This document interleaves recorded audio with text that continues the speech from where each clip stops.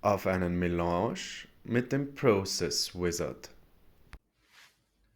Dear T, welcome to my video podcast on a melange with the Process Wizard. Good morning and thanks for having me. How you doing, T? I'm very fine. It's morning. I'm here in beautiful Barcelona. It's a little bit hot this summer, but I always enjoy the heat more than the cold. And I mean, in Barcelona, you have the chance to jump directly into the sea. So I think you have possibilities to fight this heat. Absolutely. Um, so as you know, me as a process wizard, I'm not inviting just random guests to my virtual coffee table.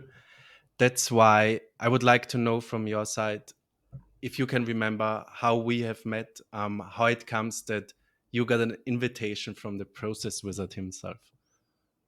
Actually, I do know it quite well because it hasn't been so long ago since we met each other online on LinkedIn.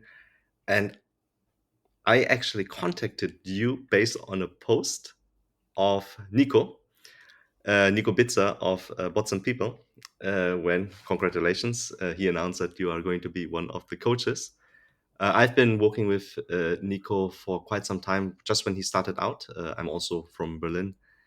I met him in person before COVID, and I also then supported him with my own employees, actually, back in the days when I was at Siemens, to become actually the first coaches of Bots and People. And so that's a while ago. Awesome. And I think I also have to add here something because first of all, of course, I followed you on LinkedIn quite before we get in a very regular contact.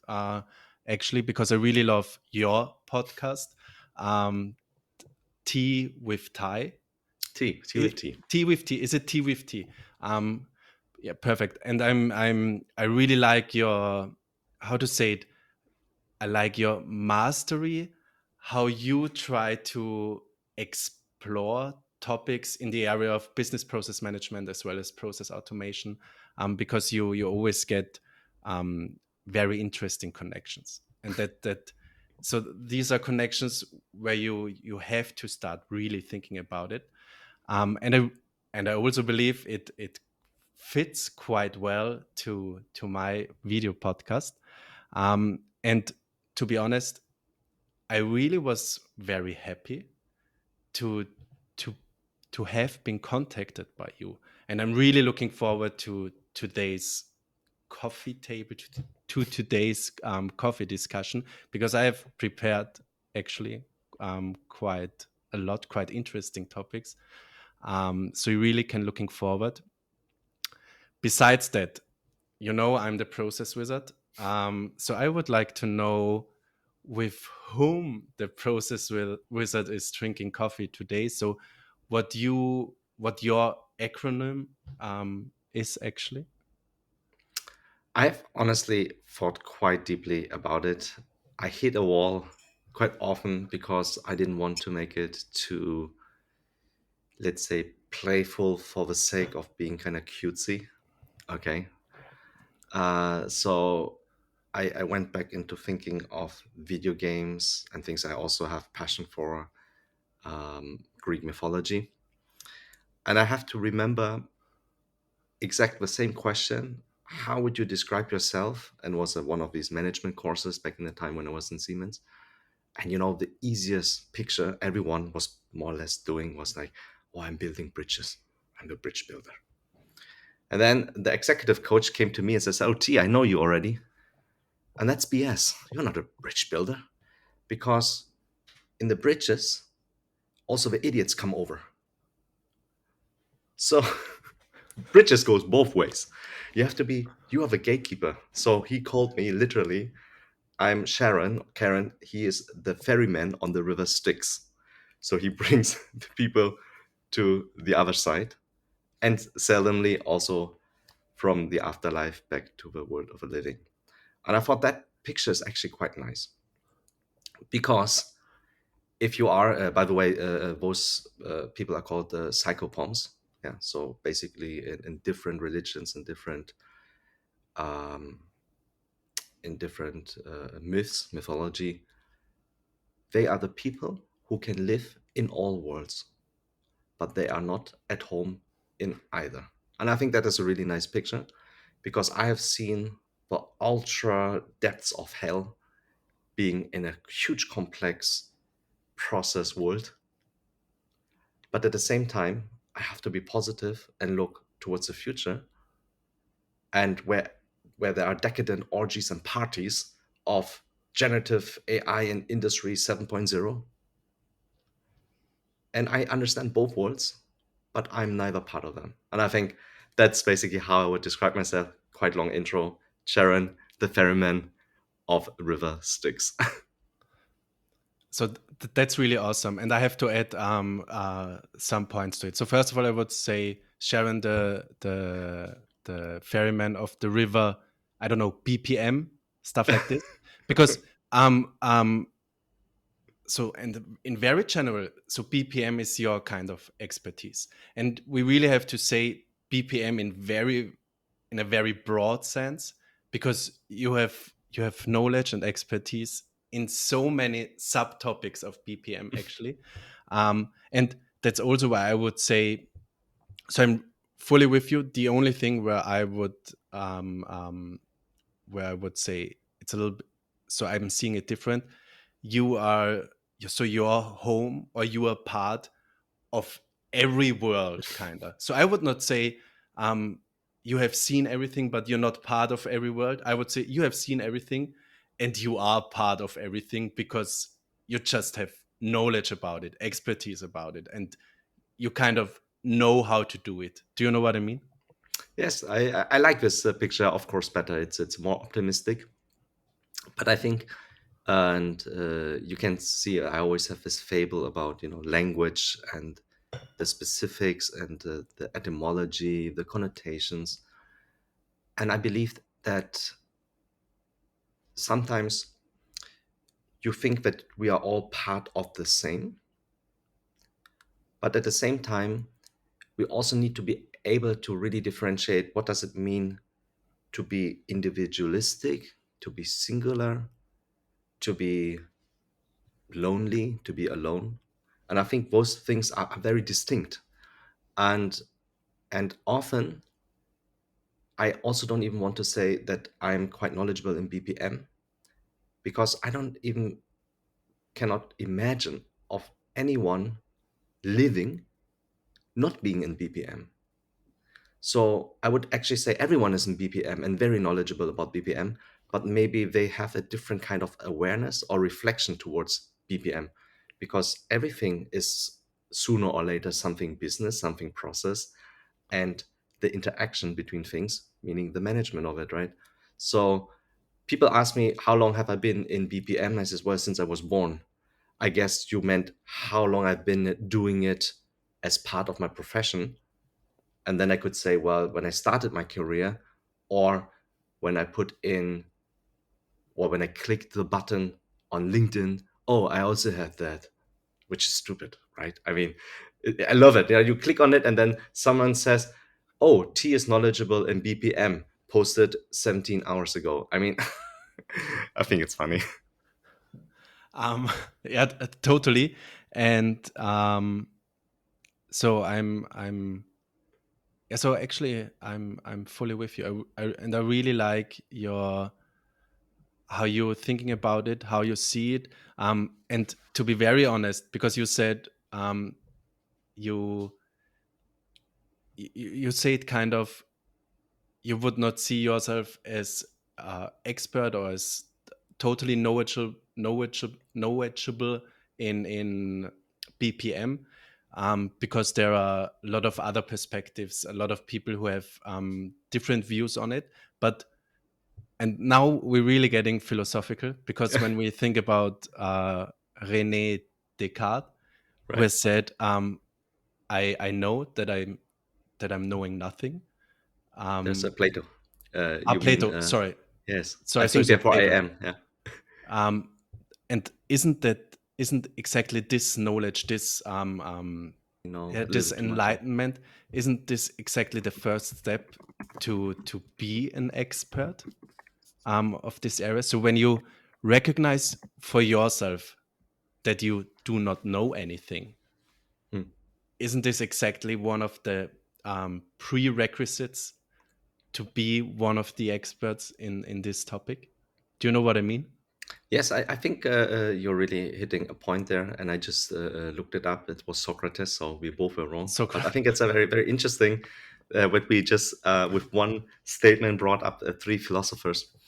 Um, absolutely, I think if you come to a point where you, I just let's say, don't continue that autopilot, and honestly, also nothing really special has to happen because that moment itself is special in itself. And for me personally, that kind of awareness, that kind of reflection comes because I see so much suffering in corporations where I believe you're not alone. I've seen that. And we have been able to actually reduce that suffering, or we have been able to improve. And for me, and there's a quote you will always hear if you do some research on me, but I always say, and I love it from Ginny Rometty, she's when she was still the CEO of IBM. She said, "Your value is not what you know, your value is what you share." And not many people actually know the follow up actually on that question. It was a closed room, it was not a big thing. But she says, well, she obviously means it also in different dimensions. Number one, if you know something and somebody else understands it immediately, maybe it was not that valuable anyway to begin with. So don't worry about sharing because by the time, Christoph, you understand what I'm talking about, then I need to have progressed myself as well. At the same time, me sharing things will also make other things in the connections much more exponential. So I also will learn from you learning from me. And I think that kind of awareness is exactly what we see throughout the entire history. You know, once you share knowledge, once you have the human interactions, then things, I would say, organically will become better. Yeah. Totally. So and so it's so this sharing part, in my opinion, is one of the most important things. So most important actions to really develop something awesome, or at least not only to develop something awesome, but just to develop. And it really doesn't matter is if it is develop yourself in your abilities, develop a company, to develop a product, a service, whatsoever. So to be able to develop something into something more positive, sharing. And with sharing, I'm also understanding, for example, good collaboration. Um, so not only the communication sharing, but also working together with somebody else, with other companies whatsoever. But when you really do this with good reasons, um, I think it's one of the important things to have a very positive result regarding the topic of development. So perfect.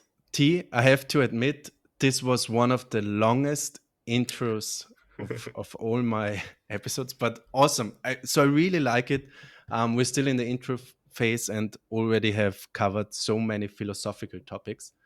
Um, that's that's exactly one of the main reasons of my video podcast, and I really want to continue with this, and therefore I have a very interesting topic. I really want to know from your side. So before I'm sharing my view on this, I would like to know your view about this. What are you understanding under disruptive process management? And I'm asking this because I've read quite a few stuff about it in the last months and have experienced in the last 1 to 2 years some stuff about it in different companies where I also have seen not so cool things. That's why I'm really interested about your opinion. What you understand under disruptive business process management or disruptive process management? To be quite honest, the word disruptive process management, disruptive business process management, I have not been reading into. I've seen it, and obviously the trigger word is disruptive, and they just start to run away already. And let me explain, because in 2015, 2016, everyone was talking about digitalization. Industry 4.0 was a little bit mature, now that it was out 3-4 years, and disruption of everything. And I remembered back when I was still in school, and I have a very good memory actually. Schumpeter's wave. So there was a article, I think it was actually 1999 to be honest, in the Economist about the fifth wave. And so the context has changed, but the content itself has not.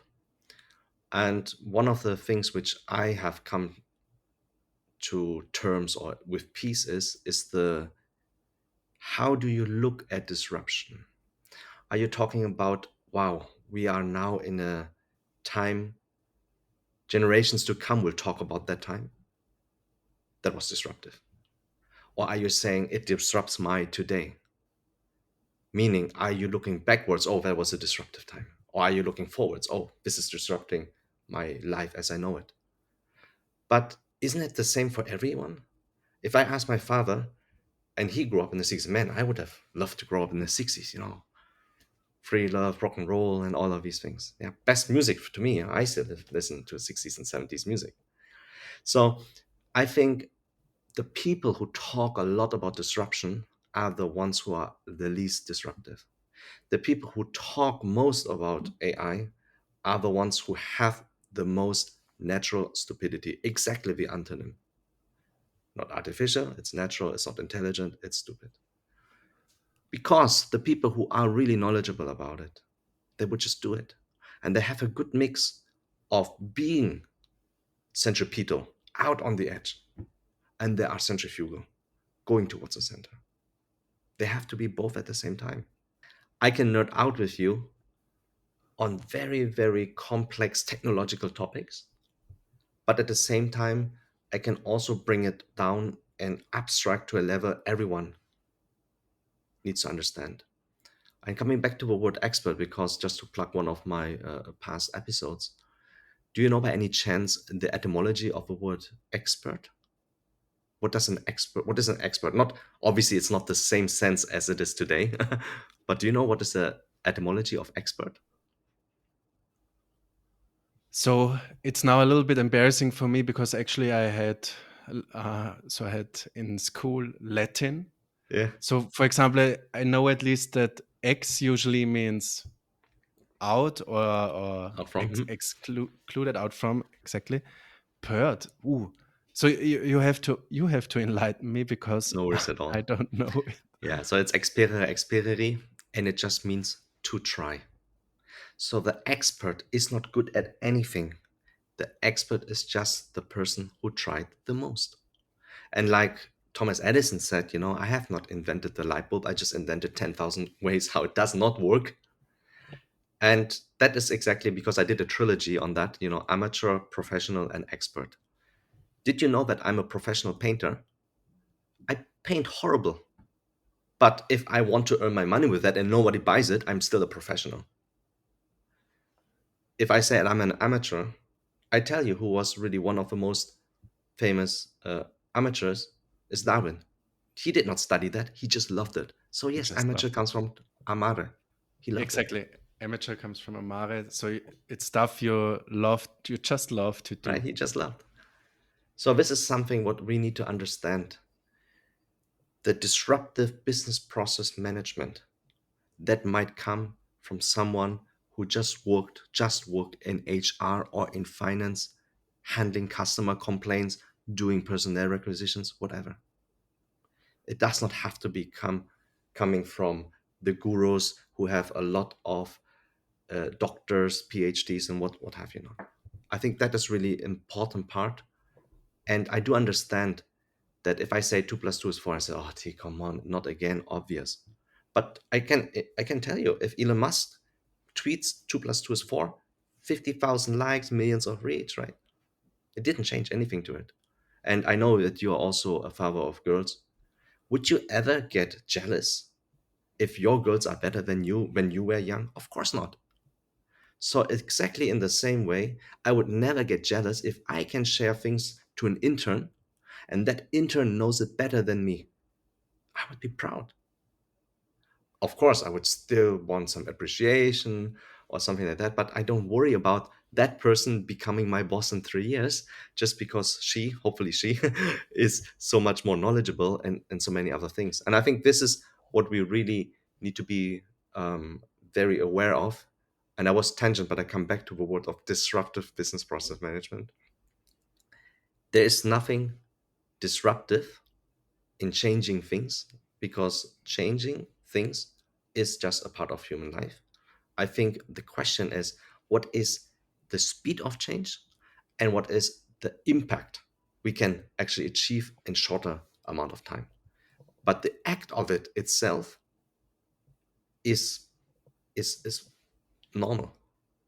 Yeah, this is how we have been defined. Yeah.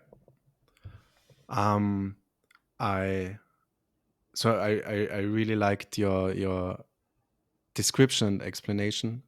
What came immediately in my mind, especially when you said, okay, um, those people who are talking a lot about disruptive are the least disruptive. And I mean, one of the, I guess, most famous disruptive technologies was the iPhone. And I cannot remember any interview where Steve Jobs mentioned the word disruptive actually. Yeah, He just has done it kind of. So of course together with his yeah, team, etc. But so exactly what you said. And so to be honest, what I have experienced is quite similar. So for me, and then I'm talking now especially about this word or this phrase disruptive business process mm, management. For me, it's nothing else than a big marketing hoax. Is it called hoax? yeah, So, or a big marketing scam actually. So it's just this word, the word disruptive, together with business process management, is just used to market myself for those people who are using it. Because at the end of the day, when we think about it, and let's now shortly forget the possibilities with no code, low code process automation technologies and currently AI, the work, the general steps of a business process manager have not changed so far. So you, when correct. you're looking at a process, you you look at, of course, you analyze the as is state, but you just look, okay, what is the job to be done, and how can we do it the most efficient way?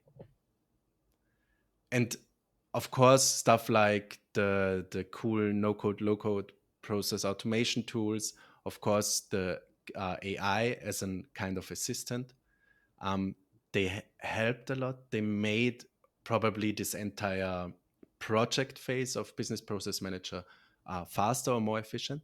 But it's the same job as what Ford was doing 100 years ago, actually. Absolutely. Absolutely. And this is also, just coming back from a customer engagement, also in Southeast Asia. So we are talking about activity splits and how can we simulate in the different roles and functions and RACI models. And we basically came to a conclusion, on the left-hand side, if we were to write down all the activity splits and the activities to be done, it's the same. The roles and names have changed. What is a business development representative? We have a customer success. We have all of these names did not exist 12, 15 years ago. And then we changed. Oh, you mean marketing like in the North American sense? Or do you mean like marketing, like in marketing communications in the European sense? And all of this, right? The activities have not changed. However, a lot of these activities, they says, oh, they are automated and redundant. I says, BS. They are automated, yes, but they're still relevant. It doesn't mean that if it's automated, it's not. And who actually made it that you can automate it today? People.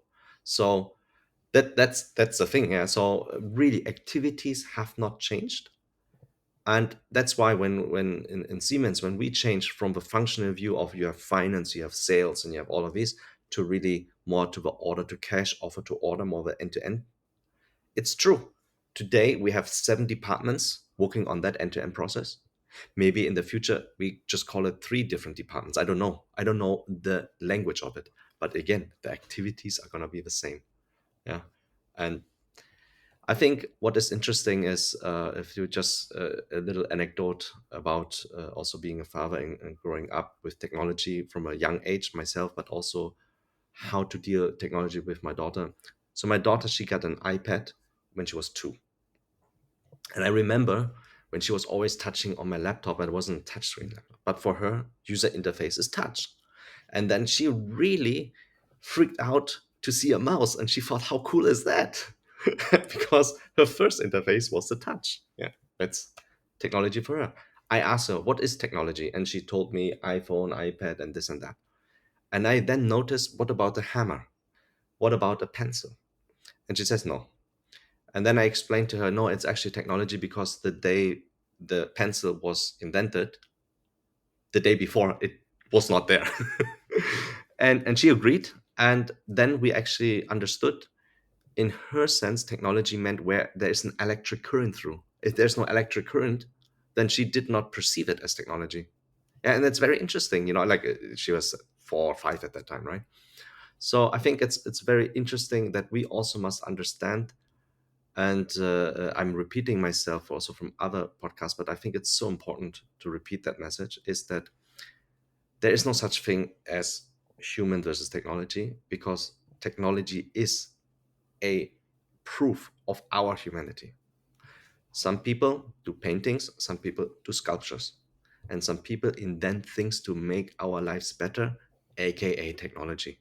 So if people invent things which don't make our lives really better, then it's questionable value of technology. It's still technology though. Yeah. And I think this is exactly what you said, is the BPM. What has changed are, of course, certain what's in terms of what technology we have here to do different hows. But I hope that the why, quotes unquote, kind of remains the same, making our and other people's life better. I hope that why is still there. Yeah, so we we we determine here now that this is the only good why for business process management activities.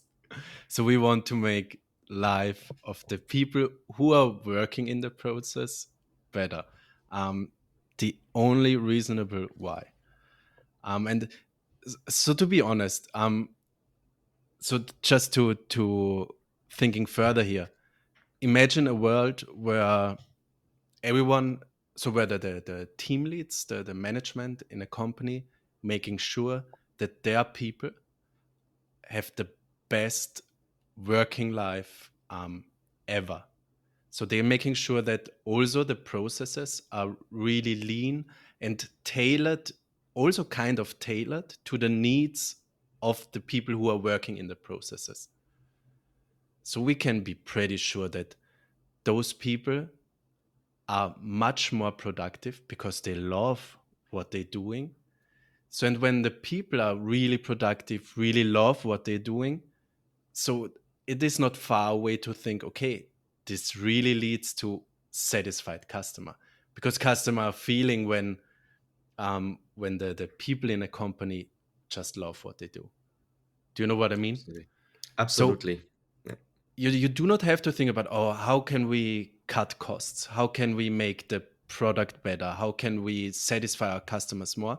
I think the really first step is, how can I make sure that the people who are making sure that my company is running are really love what they're doing? And then everything else is much, much easier to achieve. Absolutely. And in my experience, and I also asked one of my team members, and I don't know, just for context.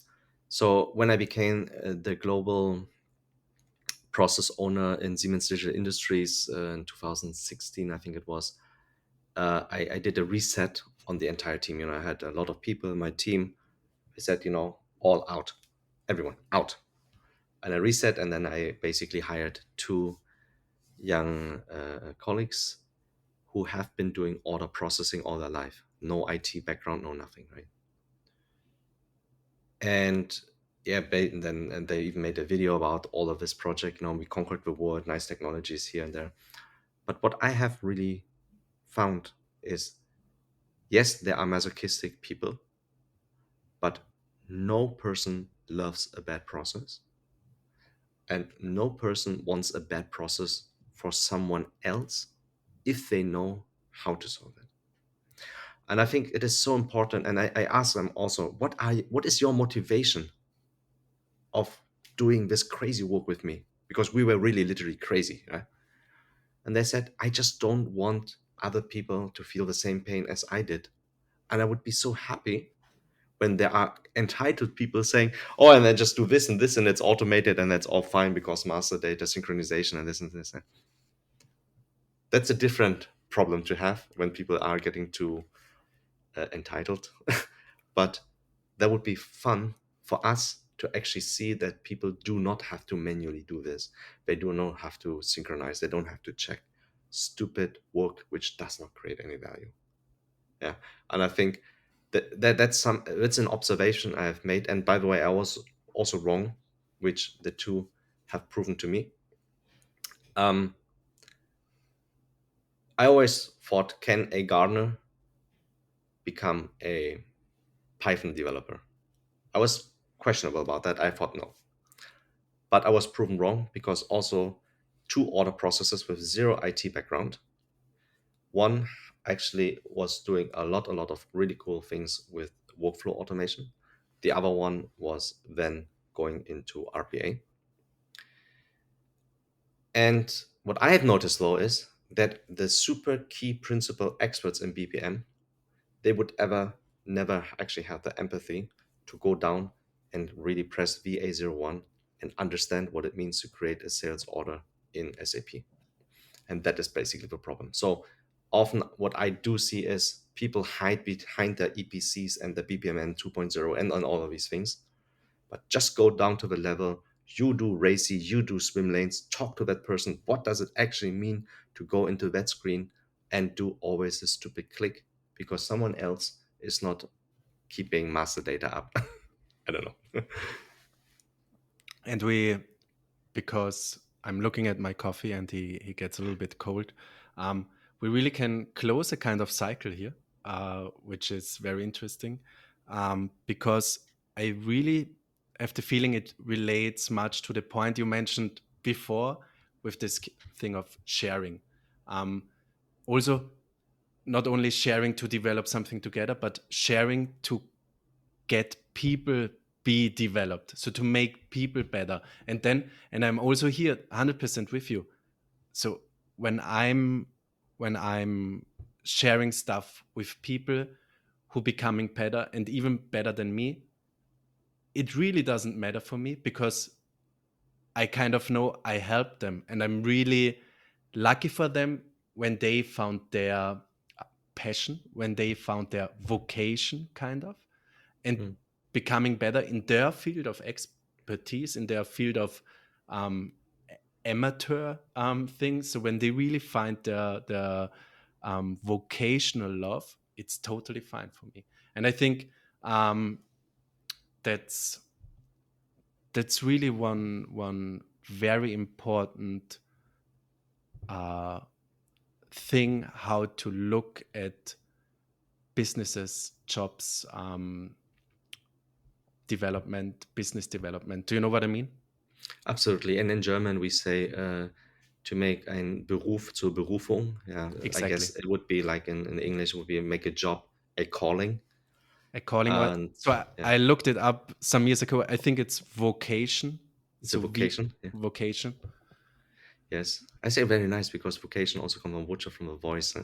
Yeah, To exactly, find your exactly. voice. Yeah, that's actually kind of nice. Yeah, and I really believe in that.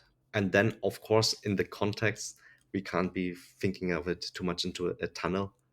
Things also change, and I think that's exciting. I think the unknown is exciting as long as we all have, let's say, the right direction, not the roadmap. Roadmap doesn't matter, huh? But in terms of a direction, the compass, and I think that's pretty cool. Yeah. Awesome. So T, I'm really sorry, but my coffee is not only cold but also empty actually. Yes, I just want to say same. So luckily, at least for me, luckily, you have not seen a full end of one of my last episodes, so you don't know what will happen now.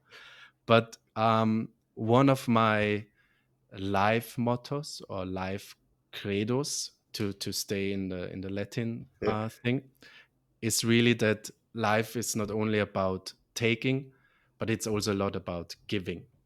And you have given me now half an hour of your expertise, of your time, of your knowledge, which I really, really enjoyed, which is a pleasure for me.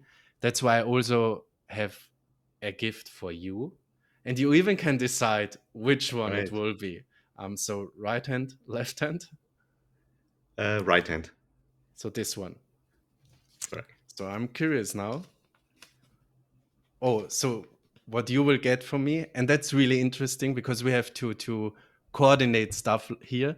I would like to invite you to a real coffee. So we have to coordinate that we meet finally personally and drink together a real coffee in person. That's a great gift, and I will definitely take you up on that. And then the other way around, of course, I will also invite you for a real tea. So it's also coming up. Perfect. So T, it was really a pleasure for me. I enjoyed the discussion so much, and I really have a feeling that despite besides the fact that I'm also invited to your podcast, I really think we have to do a follow-up podcast episode on my podcast. Besides that, I wish you a lot of fun in Barcelona. So Barcelona, my second favorite city in the world, next to Vienna, of course. And I'm really looking forward hearing from you. I'm really looking forward staying connected with you. And I wish you a wonderful week. Igualmente. Gracias. De nada. Thanks. See you around. Bye. Right.